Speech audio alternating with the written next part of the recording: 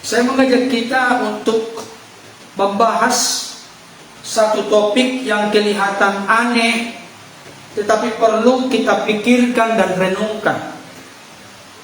Kalah sama setan. Kok bisa ini judulnya, kalah sama setan? Setan yang saya maksud di sini tidak ruang lingkup setan saja, tapi hal-hal yang terkait dengan yang berseberangan, bertolak belakang dengan Tuhan. Jadi termasuk di sana mbahnya iblis, Beelzebul, penghulu setan, roh jahat, kuasa-kuasa kegelapan. Kok bisa kalah sama setan? Ada apa dengan setan? Ada orang berkata di dunia ini, Bapak Ibu Saudara, Pak Pendeta, jangan bahas mengenai setan. Nanti setan itu jadi senang karena dia suka dipromosikan. Saudara dikasih Tuhan, kalau kita tidak tahu sifat, watak, karakter setan, bagaimana kita bisa melawannya?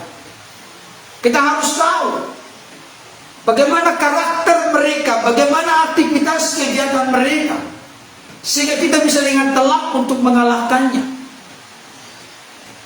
Dan kenapa saya buat judul kalah sama setan? Berarti ada sesuatu yang perlu kita perhatikan, yang perlu kita soroti dari iblis, setan, roh jahat, kuasa kegelapan. Hal itu penting untuk mencelikkan sekaligus menempelak hati dan pikiran kita, bahkan kehidupan kita. Saudara dikasih oleh Tuhan, saya akan bertitik tolak dari pencobaan Yesus.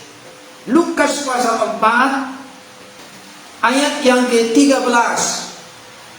Sebenarnya kita harus baca ayat 1 sampai 13, tapi nanti akan saya kaitkan, dan saya tidak akan fokus membahas jenis pencobaan ini, tapi saya akan soroti dari konteks iblis yang mencoba Yesus.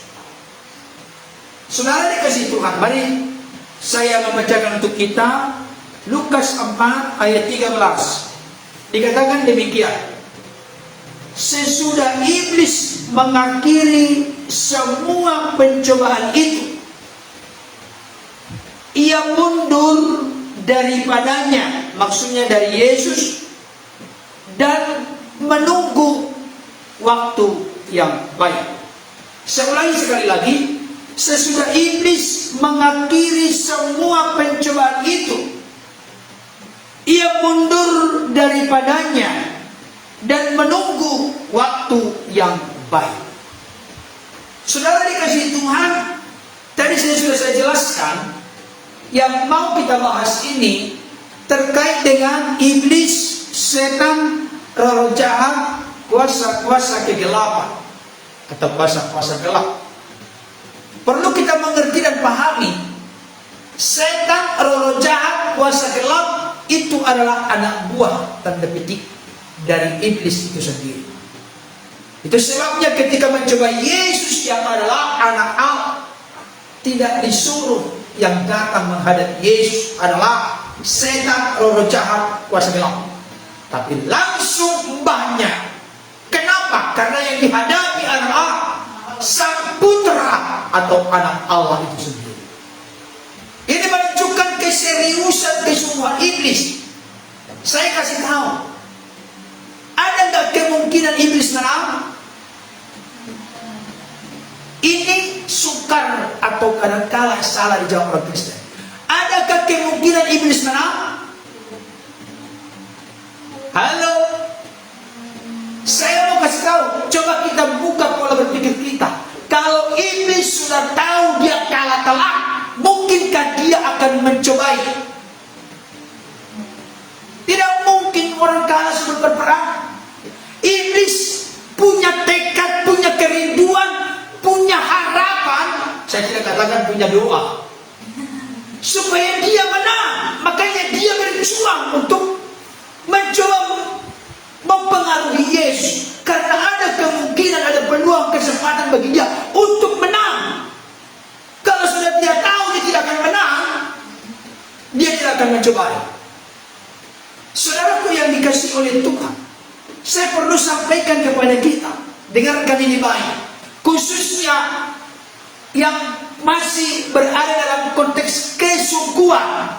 Saya tidak arti dengan suku Batak, suku Sunda, suku Jawa, suku lain-lain, tidak. Tapi seringkali Bapak Ibu Saudara, tingkat kompromi orang yang sudah mengaku Kristen terkait dengan iblis, setan, roh jahat, kuasa kegelapan, termasuk di dalamnya nanti perdukunan, masih seringkali terjadi. Kalau didoakan pendeta tidak sembuh, maka orang-orang sering pergi kemana? Ke dukun. Yang notabene dukun itu di belakangnya ada oknum yang tidak terlihat. Jangan heran Bapak Ibu Saudara, kalau ada seseorang pergi ke dukun atau paranormal, dia nanti akan meyakinkan kita dengan, wah, kipas anginmu posisinya di sini, tak? AC-mu di sini, kamar mandimu di sini. Padahal belum pernah ke rumah kita.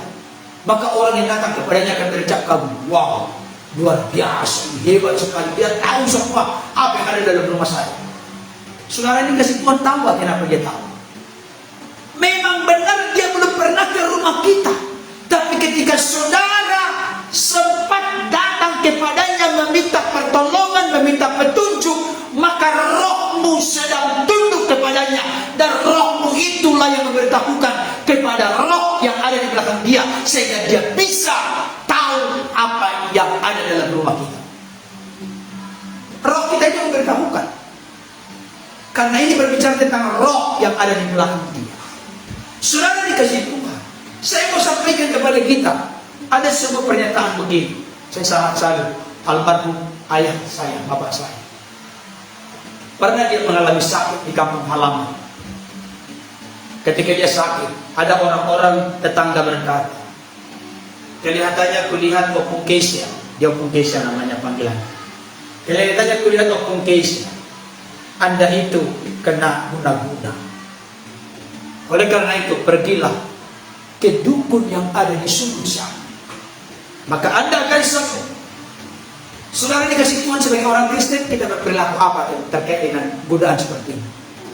Ya sudahlah, kita pergi aja ke dukun, nanti malam kita mohon ampun kepada Tuhan. Yang penting apa? Sembuh dulu. Tapi saya menemukan jawaban dari ayah saya tercinta. Beliau katakan, kalau memang gara-gara penyakit ini aku akan mati, berarti sudah waktunya Bapa di sorga memanggil aku. Aku tidak akan pernah pergi ke sana. Saudara dikasih Tuhan, iblis, setan, kuasa kegelapan, roh jahat, itu musuh kita. Katakan bersama-sama, musuh kita. Musuh kita. Jangan kadang-kadang teman, kadang-kadang musuh. Apalagi jangan sampai tempatkan iblis, setan, roh jahat, kuasa kegelapan itu menjadi teman kita. Ini terbukti dari apa yang masih kita simpan sekarang. Ada keris yang punya kekuatan gaib, ada benang merah yang punya kekuatan gaib, ada lagi yang lain punya kekuatan gaib. Saya mau kasih tahu, dengarkan baik. Iblis itu, setan, roh jahat, kuasa gelap itu mutlak musuh kita. Saya akan tunjukkan beberapa ayat terkait dengan ini sebelum kita masuk. Yakobus 4 ayat 7. Mari buka dengan cepat. Yakobus 4 ayat 7 dikatakan begini, karena itu tunduklah kepada Allah dan lawanlah iblis, maka ia akan lari daripada. Lawanlah iblis. Jadi tidak boleh bersahabat dengan iblis, tidak boleh berkompromi dengan iblis. Iblis, roh jahat, kuasa gelap, itu setan, itu musuh kita. Saya tidak tahu apakah di ruangan ini sedang ada yang ngintip sekarang. Hei, Pendeta Berto, Anda sedang membicarakan saya ya? Ya, dalam nama Yesus. Saudara yang dikasih Tuhan, iblis, setan, roh jahat, kuasa gelap itu musuh kita. Katakan sekali lagi, iblis musuh kami. Dua ya. Iblis musuh kami. Masihkah ada di sini yang berteman dengan dia? Enggak. Saudara dikasih Tuhan, ada banyak orang di dunia ini berkompromi dengan iblis, setan, roh jahat, kuasa kegelapan demi Hei, demi money, demi uang, demi duit. Ada sebuah gunung yang terkenal di Indonesia. Kalau orang pergi ke sana, dia akan mendapatkan uang yang sangat berlimpah. Gunung Kawi. Gunung Kawi. Kalau kau ingin mendapatkan berkat berlimpah, pergilah ke Gunung Kawi. Bawalah sesajen, bayarlah caranya begini. Saudara yang dikasih Tuhan, itu satu. Yang kedua, 1 Petrus 5. Mari buka ke sebelahnya. Saya akan tegaskan dulu ini, 1 Petrus 5 ayat 8 sampai 9. Dikatakan demikian, sadarlah dan berjaga-jagalah. Apa? Lawanmu si iblis berjalan keliling sama seperti singa yang mengaum-ngaum dan mencari orang yang dapat ditelannya. Ayat 9. Lawanlah dia dengan iman yang teguh, sebab kamu tahu bahwa semua saudaramu di seluruh dunia menanggung penderitaan yang sama. Sudah berapa kata lawan dari ayat-ayat yang saya baca? Sudah berapa? Sudah 3. 3 dong, bukan 2. Di sini aja udah 2. Jadi dia kau satu. Sudah 3, minimal 3. Dengarkan baik kalimat ini. Di dalam perjanjian lama dan perjanjian baru disebut dengan keterangan 2-3 saksi, maka perkara itu sah. Ayat-ayat yang kita temukan ini sudah 3 ayat. Sekalipun sebenarnya 1 ayat ini konteks firman, tetap kita harus yakin bahwa iblis, setan, roh jahat, kuasa kegelapan itu adalah musuh kita. Apalagi ditambah dengan sampai 3 minimal ayat yang kita baca. Lawanlah. Dengan kata lain, ayat ini mau memberikan konfirmasi penegasan kepada kita. Iblis itu musuh kita. Jangan pernah ragu-ragu mengatakan itu. Jangan pernah berkata kepada Tuhan, biarlah apa-apa, kalau sikit-sikit gak apa-apa, kompromi. Demi siapa tahu Tuhan nanti meleset menolong, maka iblis bisa menolong. Saya kasih tahu, kalau kita sujud menyembah Tuhan, kalau kita taat kepada Tuhan, tidak ada sesuatu yang mau dicelakakan Tuhan dalam hidup kita, karena rancangannya sempurna. Tapi kalau kita taat kepada iblis, tunduk kepada iblis, kelihatannya seperti makan permen.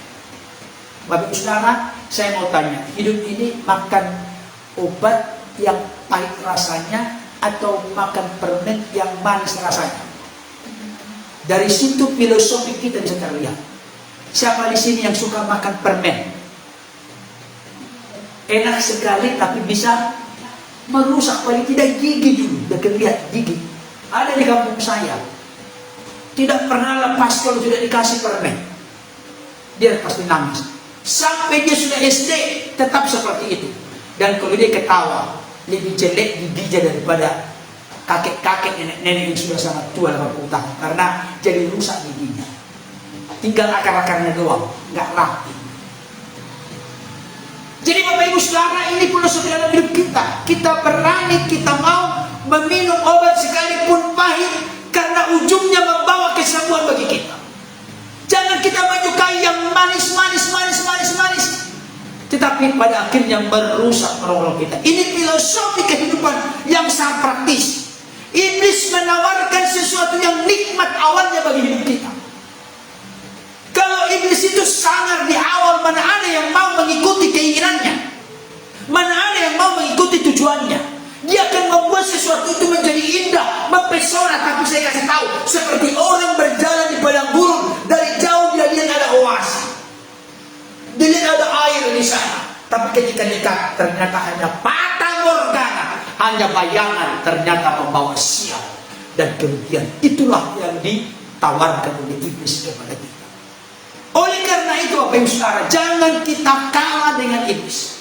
Jangan kita sampai mengikuti cara-cara pola strategi iblis dalam hidup kita.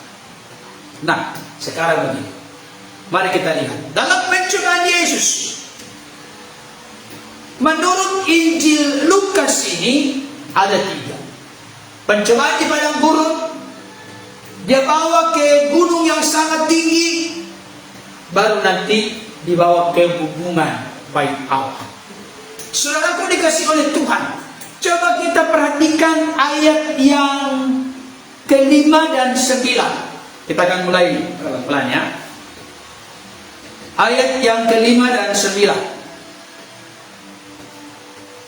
Lukas 4 ayat 5. Mari kita baca 2 ayat. Kemudian ia membawa Yesus ke suatu tempat yang tinggi. Sampai di situ. Ada kata kemudian. Perhatikan ya, ada kata kemudian. Ayat 9, 2 ayat.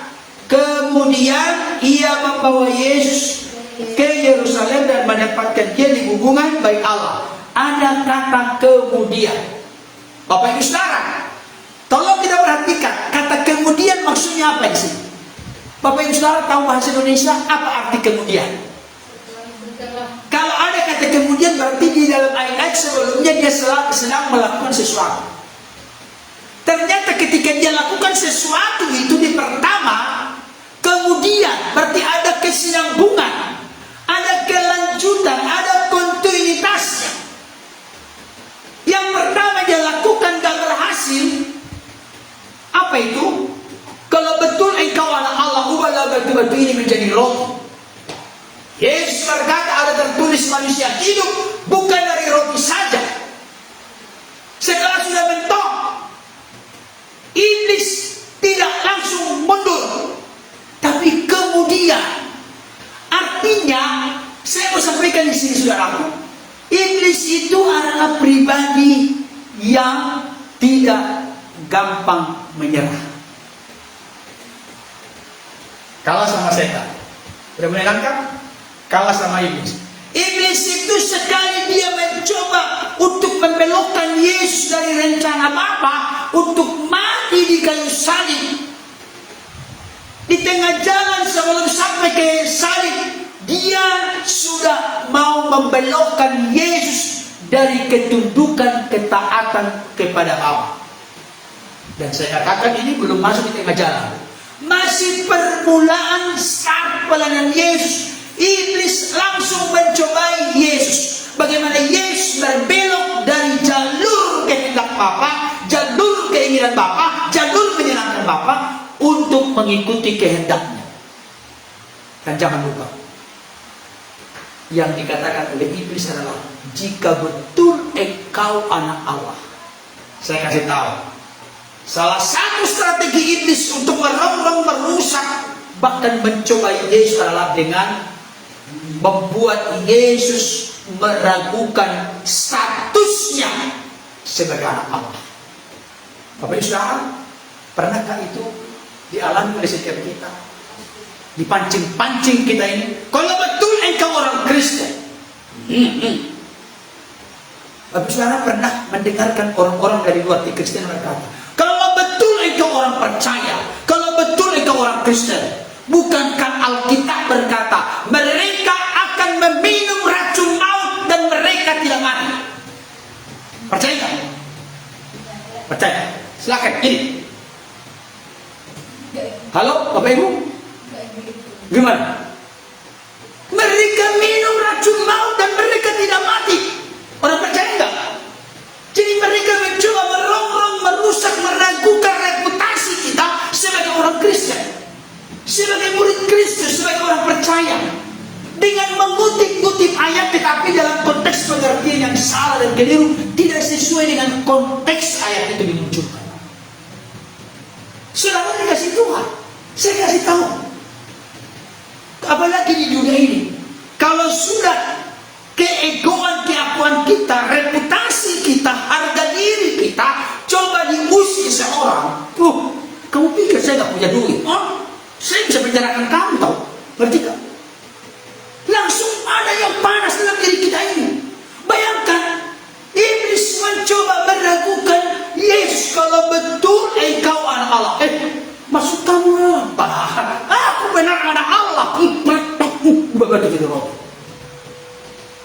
Tapi Yesus tidak demikian. Yesus berkata, manusia hidup bukan dari roti saja.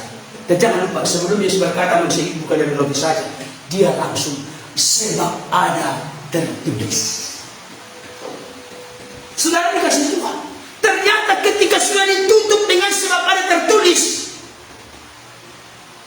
iblis langsung keok dalam konteks termin pertama. Langkah pertama, tahap pertama. Kemudian, bayangkan, dari pertama dicobai di padang gurun setelah berpuasa 40 hari 40 malam, ternyata mentok, ternyata gagal. Iblis tidak langsung frustrasi, iblis tidak langsung mundur, iblis tidak langsung angkat tangan dan menyerah. Tapi kemudian, inilah kehebatan iblis. Ada orang berkata, iblis tidak pernah kali belajar tentang ilmu pengetahuan teknologi, apalagi dunia digital internet sekarang. Kayaknya tidak menguasai dia, karena zaman dulu tidak ada itu. Jadi barangkali, tapi saya tidak tahu apakah dia belajar juga, karena buktinya strateginya sekarang. Strateginya itu dia adalah pribadi yang telaten. Sudah kita orang Jawa ngomong telaten. Gigih, tekun, sabar, pantang menyerah. Itu dia. Makanya dia juga pantang menyerah, menggoda orang-orang percaya sekarang melalui apa? Melalui gadget sekarang. Jadi tetap juga dia mengintip dalam segala hal. Strateginya itu tetap. Sekalipun barangkali dia tidak tahu dengan bagaimana menjalankan menjalankan dunia internet ini semua. Barangkali dia tidak tahu bikin channel atau laman Facebook, nggak tahu dia. Tapi bagaimana semua yang ada ini sekarang bisa dia pakai untuk merongrong merusak kita orang-orang percaya. Saudara dikasih Tuhan. Ayat yang ke-9 tadi, kemudian, baiklah Bapak Saudara, setelah Yesus dibawa ke gunung yang sangat tinggi memperlihatkan segala kemegahan keindahan dunia, ternyata Yesus kembali berkata, sebab ada tertulis, engkau harus beribadah kepada Tuhan Allah, dan kepada Dia saja engkau harus berbakti. Yesus kembali mengutip firman Tuhan. Tetapi kemudian, setelah kemudian masuk pencobaan pertama gagal, pencobaan kedua gagal, masuk pencobaan ketiga gagal. Setelah pencobaan ketiga gagal, mari kita lihat ayat 13 tadi. Sesudah iblis mengakhiri semua pencobaan itu, pencobaan yang mana maksudnya? Yang pertama, kedua, ketiga tadi. Ia mundur daripadanya. Jadi yang mundur daripadanya apa maksudnya? Mundur daripadanya, mengatur strategi, mengatur peluang, mengatur kesempatan. Mundur bukan berarti menyerah, hanya mengasuh sebentar, menunggu waktu, peluang, kesempatan untuk kesempatan berikutnya. Bahkan dikatakan di sini, dan menunggu waktu yang baik, menunggu momen, menunggu peluang, menunggu kesempatan yang baik. Jadi iblis di sini tetap masih punya harapan, dia ngotot, dia tekun, dia sabar tanpa menyerah. Nah, sekarang kalah dengan setan, kalah dengan iblis. Apakah benar jawaban perkataan saya? Benar gak perkataan saya? Orang-orang Kristen sekarang banyak kalah dengan iblis atau setan, roh jahat persegala. Benar gak? Halo, benar gak? Kayaknya nggak berani ngomongnya. Benar nggak? Kenapa? Apa buktinya? Apa buktinya? Orang Kristen sekarang banyak yang putus asa. Orang Kristen sekarang banyak yang menyerah. Orang Kristen sekarang banyak yang tidak sabar. Orang Kristen sekarang banyak yang tidak tekun. Orang Kristen sekarang banyak yang sudah pahit hati, kecewa kepada pasangannya, kepada keluarganya, kepada Tuhan. Berarti kita kalah dengan amin. Gak mau. Tapi kenyataannya ya.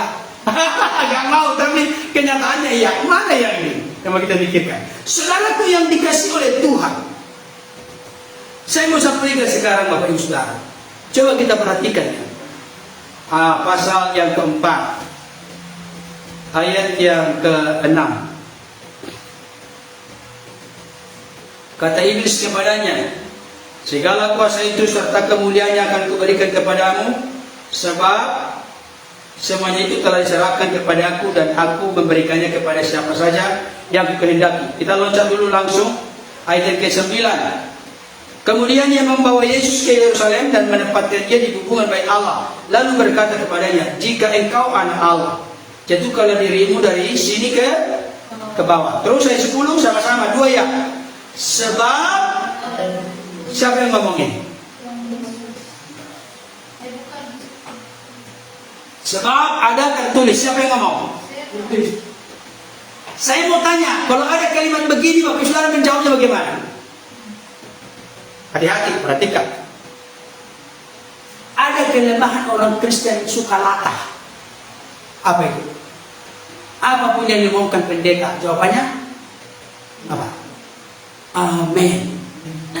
Coba sekarang saya kutip. Semua itu akan kuberikan kepadamu jika kau sujud menyembah kepadaku. Amin? Enggak. Kenapa enggak? Jadi kalimat semua itu akan kuberikan kepadamu jika kau sujud menyembah kepadaku. Oh, Tuhan berarti yang ngomong gitu. Bukan. Jangan hati-hati, jangan suka lagi ngomong amin. Jangan sembarangan recek data dulu. Yang bicara konteks di sini dinarasikan siapa? Itu maksudnya berarti jangan sebentar-sebentar mengaminkan, tapi jangan lupa dengarkan baik. Di waktu pertama Yesus berkata apa? Sebelum ya ada tertulis. Yang kedua, Yesus berkata apa? Ada tertulis. Setelah Yesus dua kali mengutip ada tertulis, maka iblis mengubah strateginya. Iblis mengubah strateginya. Oh, Yesus ini ketika menantang saya, ketika melawan saya, ketika mengalahkan saya dengan mengutip firman Tuhan, maka iblis pun beralih mengatur strategi untuk menyamarkan dirinya lebih tepat dengan apa yang sedang dipikirkan oleh Yesus. Iblis pun berkata, sebab ada tertulis. Dan memang benar yang dikutip oleh iblis ini dari Mazmur 91 ayat 11 sampai 12. Sebab ada tertulis. Saya mau tanya, coba kita cek. Halo Bapak Ibu, cek dulu. Ketika iblis mencoba Yesus dengan berkata sebab ada tertulis, pertanyaan saya, tolong dijawab. Kira-kira menurut Bapak Ibu Saudara, iblis itu tahu firman enggak? Hah? Apa buktinya? Buktinya dia mampu mengutip firman Tuhan. Saat itu saya yakin iblis tidak sedang membaca Bible saat itu.